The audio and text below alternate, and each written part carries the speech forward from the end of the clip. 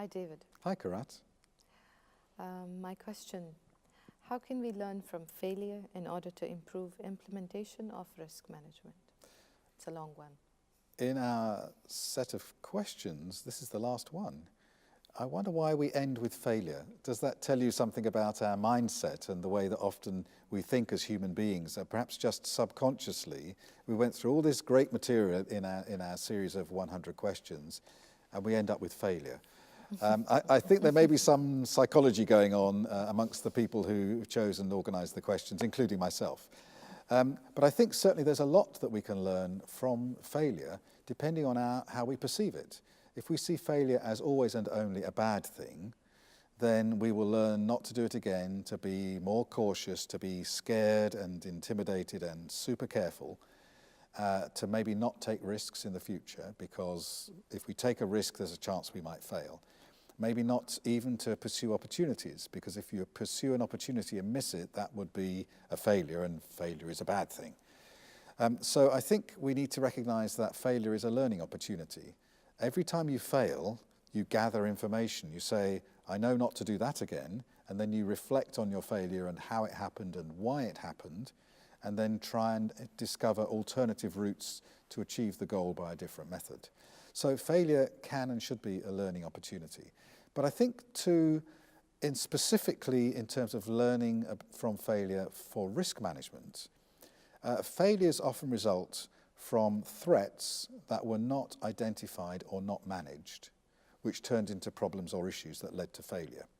So one of the things we can learn from failure is to improve our risk identification or our risk management for those threats that lead to failure to achieve our objectives, failure to deliver on time, failure to meet the budget, and so on. And so it can feed into our lessons learned process, our review where we say what happened and why, and what could we do differently in the future. If we take that failure as an explicit example of unmanaged risk, then that might be very helpful. And the other reason we fail often is because there were opportunities available to us to do something faster, smarter, cheaper, better, and we failed to grasp the opportunity. And that led to a failure in performance or delivery or outcomes. And so again, in terms of learning to spot the potential opportunity that we hadn't seen, which led us to failure.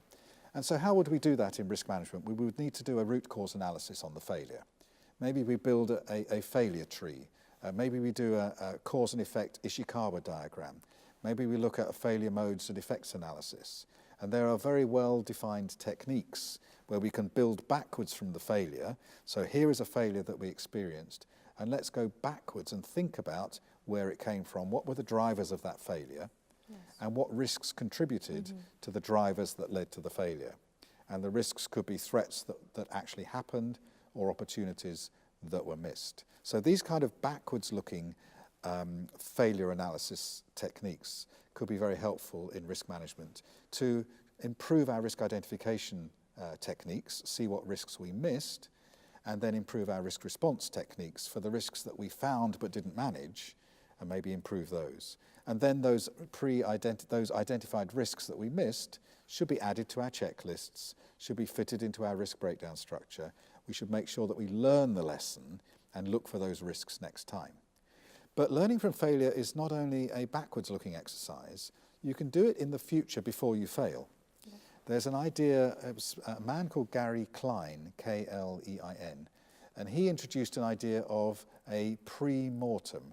So in medicine, you do a post-mortem when somebody dies. Mortem means death, post means after. Yeah. So after they die, then you can examine the dead body, you can open it and look at the condition of the organs and work out why the person died. So that's a post-mortem. Gary Klein's idea was to do a pre-mortem, so before somebody dies, imagine that they're dead. I know this is a very morbid and sad thing to do, but imagine that the bad thing happened, and then imagine how that might have occurred. What, given what you know about the person, maybe they have a weak heart, maybe they're quite old, maybe they're young but they don't exercise or they overeat. What's happening now that could lead to death later? And the idea of a pre-mortem is quite a powerful way of analysing future failures before they happen. You imagine yourself into the failed future, And then you learn from that by Yes. predicting back to imagine the paths that would lead there, Yes. and then you block those paths in advance, so you never walk to the failure. Now, learning from failure is fine. We should also learn from success. And so successes often come when we identify opportunities to work faster, smarter, cheaper in advance and capture those opportunities, and then we succeed. So we could identify opportunities through a success analysis. But we could also identify where we succeeded because we found threats that would have stopped us and we removed those. So in the same way, we should be learning lessons from success and not always focus on the bad thing. And I would hope as we come to the end of these 100 conversations that we're equally focused on success as on failure, and maybe even more focused on success than failure. Because after all, success is what we're here for, that's what we plan for, that's what motivates us and excites us. That's what we want to deliver to our customers, our clients, our stakeholders, the people in our societies and our nations, to our families and our children. We're all wanting to deliver good things. Let's not be so failure focused that we forget the reason we're here, which is to deliver positive value and benefit. Thank you very much, David. Those are really valuable insights, and I still would like to contribute one small thing in this Please. last video, that I still, and I always do, look at failure as an opportunity than just failure. So thank you very much. Very good. once It's again. been a pleasure. Thank you. Thank you.